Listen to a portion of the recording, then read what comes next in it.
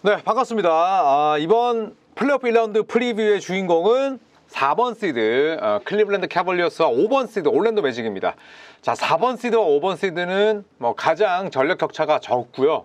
그리고 실제로 두 팀의 시즌 승수 차이는 1승, 시즌 상대 전적은 무려 2승 2패였습니다.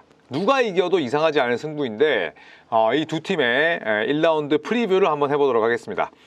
자, 시즌 성적은 클리블랜드가 48승 34패, 올랜도가 47승 35패였고요. 클리블랜드 캐벌리어스는 수비의 팀이었죠. 오펜시브 레이팅은 18위, 디펜시브 레이팅이 전체 6위였고요. 넷 레이팅은 13위였습니다. 페이스는 굉장히 느린 팀이었어요. 22위. 아주 젊은 선수들로 구성이 되어 있지만 JB 비커스태프 감독의 선택은 다시 한번 느린 농구였고요. 올랜도 매직도 굉장히 비슷합니다. 굳이 따지자면 수비의 팀이라 볼 수가 있고요. 그 다음에 오펜시브 레이팅은 22위로서 올랜도보다 더 안 좋은데 디펜시브 레이팅이 전체 2위였어요. 대단한 기록이죠. 미네소타 팀버울브스 다음으로 디펜시브 레이팅이 좋았던 팀이 올랜도입니다. 그리고 넷 레이팅은 공격 레이팅이 떨어지다 보니까 15위이긴 한데 여전히 훌륭한 수비팀이기 때문에 상당히 또 올랜도 매직에게 기대를 거는 팬분들이 많으시고요. 페이스는 클리블랜드보다 더 느렸습니다. 클리블랜드보다 더 젊은 팀인데 오히려 페이스를 더 낮췄고, 이 역시도 저말 모슬리 감독의 그런 컨셉 농구 철학과 부합하는 거죠. 그래서 정리를 하자면 이 두 팀 굉장히 젊습니다. 하지만 공격보다는 수비에 방점을 찍은 팀이고, 굉장히 젊지만 함부로 달리지 않는다. 아주 느린 지공, 아주 느린 템포의 농구를 했다라고 볼 수가 있겠습니다. 자, 클리블랜드 캐벌리어스의 정규 시즌입니다. 3점을 많이 던지는 팀이었어요. 36.8개를 시도를 했는데 성공률은 딱 중간 정도였고요. 그 다음에 자유투하는 인연이 없었어요. 자유투를 적게 던지고 자유투를 낮은 확률로 넣는데 그쳤습니다. 자유투 시도 개수가 24위, 자유투 성공률이 22위였고요. 그 다음에 오펜스 리바운드는 딱히 좋지 못했지만 확실하게 수비 리바운드를 잡는 유형이었습니다. 그래서 리바운드 득실 차이는 플러스 0.6개로서 전체 12위였고요. 패스를 잘 돌리는 팀이긴 했어요. 오펜시브 레이팅은 좋지 않지만 어시스트는 전체 8위였고, 그리고 블락 능력이나 스틸이 뛰어나진 않습니다만 그래도 전체적으로 기본적인 대인 수비라든지 팀 디펜스는 아주 훌륭했습니다. 그러면서도 파울이 적었죠. 페이스가 느렸기 때문에 반칙이 적었다라고도 볼 수 있지만 어쨌든 쓸데없는 손질이나 혹은 어이없는 수비를 통해서 많은 파울을 헌납한 팀은 아니었습니다. 자, 그리고 상대 야투 허용률을 46.3%로 막았어요. 전체 6위입니다. 3점 수비는 좀 아쉬움이 있었는데 야투 효율 자체, 특히나 2점 야투를 굉장히 잘 막았죠. 이거는 제러드 알렌, 에반 모블리 이렇게 수비가 좋았던 선수들의 그런 공이 컸습니다. 자, 하지만 이번 시즌에 클리블랜드가 전체적으로 건강을 잘 유지했던 시즌은 아니었어요. 도노반 미첼, 데리어스 갈란드, 그 다음에 에반 모블리까지 모두 다 50경기 때 출전에 그쳤고요. 맥스 스트러스가 12경기만 빠졌지만 또 제럴 알렌도 5게임밖에 빠지지 않았지만 전체적으로 잔부상들이 조금씩 있었습니다. 자, 그래서 기록을 살펴보면 도노반 미첼이 코 부상을 입고 정규 시즌 막판에 돌아왔을 때 굉장히 컨디션이 안 좋았어요. 그 전까지는 펄펄 날았었는데, 그래서 시즌을 마친 기록 자체는 상당히 훌륭했습니다만 아직까지도 코 부상의 여파가 있고, 데리어스 갈란드는 좀 실망스러웠죠. 이번 시즌 기록이 18득점에 어시스트 6.5개면 크게 나쁘진 않습니다만 올스타에 뽑혔을 때만큼은 아니라는 거. 그래서 갈랜드의 역할이 중요할 수밖에 없습니다. 자, 그리고 새 식구인 맥스 스트러스는 다재다능한 활약을 펼쳤습니다. 어시스트가 무려 4개였고요. 또 지난 시즌 마이애미 소속으로 파이널까지 진출한 경험이 있죠. 제러드 알렌과 에반 모블리는 이 클리블랜드의 인사이드를 책임지는 최고의 수비수들입니다. 그래서 이 두 명이, 올랜도 매직은 빅윙이잖아요. 파울로 방케로와 프란츠 바그너, 이 두 명이 큰 사이즈와 함께 외곽을 던지고 인사이드를 조져버리는 그런 스타일의 공격인데, 제러드 알렌과 에반 모블리의 역할이 굉장히 중요합니다. 그리고 벤치는 캐리스 르버트, 아이작 오코로는 주전으로 뛸 수도 있지만 조지 니앙이 또 버티게 되는데, 캐리스 르버트는 효율이 낮죠. 야투가 42.1%, 3점이 30%대 초반이고요. 이 조지 니앙은 3점은 좋은 선수인데 보드 장악력이나 혹은 수비, 특히나 발이 굉장히 느려요. 그렇기 때문에 전체적으로 놓고 봤을 때 주전 라인업 오케이. 하지만 벤치는 좀 글쎄다. 이런 생각이 드는 그런 라인업이라 볼 수가 있겠습니다.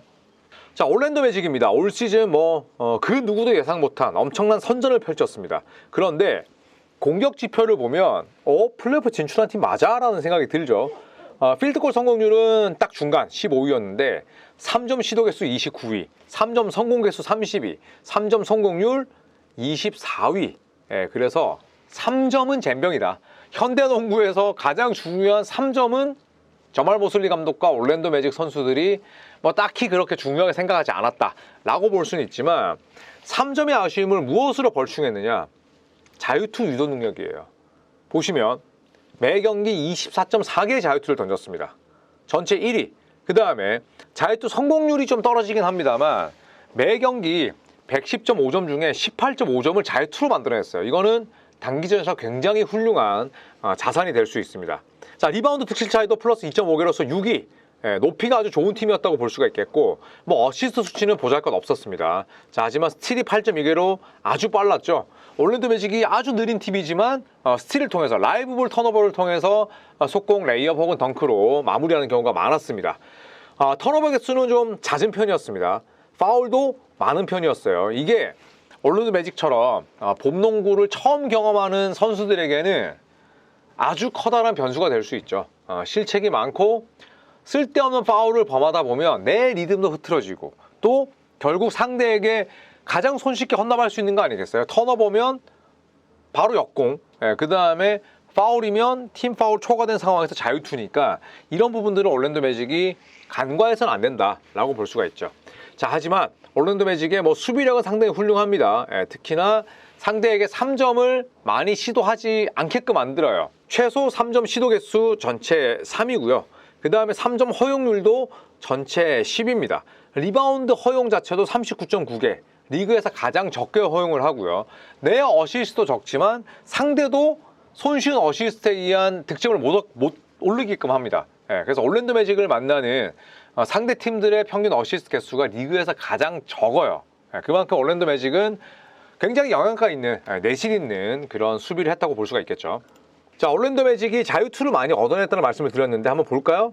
파울러 반케로가 7개, 프렌치 바그너가 4.4개고요. 그 다음에 제일런 석스, 웬델 카터 주니어, 그리고 또 콜 앤서니, 여기에 모리츠 바그너까지 굉장히 많은 선수들이 균등하게 자유투를 얻어냅니다. 자, 3점은 좀 아쉬움이 있죠. 그런데 팀 내에서 가장 훌륭한 3점 슈터가 놀랍게도 제일런 석스입니다. 평균 2개씩을 유일하게 넣고 있고 39.7%인데 벤치에 있는 조 잉글스가 하나씩 넣으면서 43.5%이긴 합니다만 클리블랜드의 외곽슛 수비 능력을 감안했을 때 올랜도의 외곽이 본물처럼 터지는 걸 기대하기는 어렵죠. 자, 하지만 두 자리 점수를 기록하고 있는 선수들의 몇몇 보이시나요? 파울러 반케너와 프렌치 바그너가 42.3점을 합작하고 있고 제일런 석스, 웬델 카터 주니어, 콜 앤서니, 심지어 17.7분 뛰는 모리츠 바그너까지 원투펀치를 제외한 4명의 선수가 평균 2자리 득점이에요. 그리고 벤치도 강력합니다. 조 잉글스, 경험, 그 다음에 콜 앤서니, 아주 훌륭한 폭발력. 마켈 펄츠는 사실 올랜도 매직의 시스템과 맞지는 않습니다만 어쨌든 번뜩이는 활약을 펼칠 수 있는 메인 볼 핸들러고 여기에 모리츠 바그너의 전투력은 어마어마하죠. 그러니까 제러드 알렌이나 혹은 에반 모블리처럼 훌륭한 수비력을 지닌 선수를 파괴할 수 있는 힘과 기술을 가지고 있어요. 그래서 결론은 올랜도 매직의 로스터는 균형으로 대변된다. 투웨이 플레이어, 공수 양면에서 맹활약 펼치고 있는 선수들이 많고 그 다음에 주전과 벤치의 기량 격차도 크지 않습니다. 자, 그래서 이 시리즈는 진짜 많이 고민됩니다. 제가 마무리를 하려는 이 시점까지도 정말 머리가 아픈데 저는 이 시리즈는 클리블랜드가 잡을 것 같아요. JB 비커스테프 감독을 불신하긴 합니다만 경험이라는 건 무시할 수 없습니다. 특히나 클리블랜드가 지난 시즌에 뉴욕 닉스에게 정말 핵노잼으로 1대4로 졌거든요. 근데 이번 상대는 올랜도고 올랜도는 플레이오프 경험이 있는 선수들이 거의 없어요. 그 다음에 아까 제가 말씀드렸던 실책과 반칙 개수, 이 부분이 정규 시즌 내내 약점이었는데 플레이오프 때 이 약점을 한 번에 메우고 나올 가능성은 적습니다. 그래서 저는 클리블랜드가 올랜도 매직을 4대2로 꺾고 2라운드에 진출한다 라고 예상을 하면서 이번 플레이오프 프리뷰를 마치도록 하겠습니다.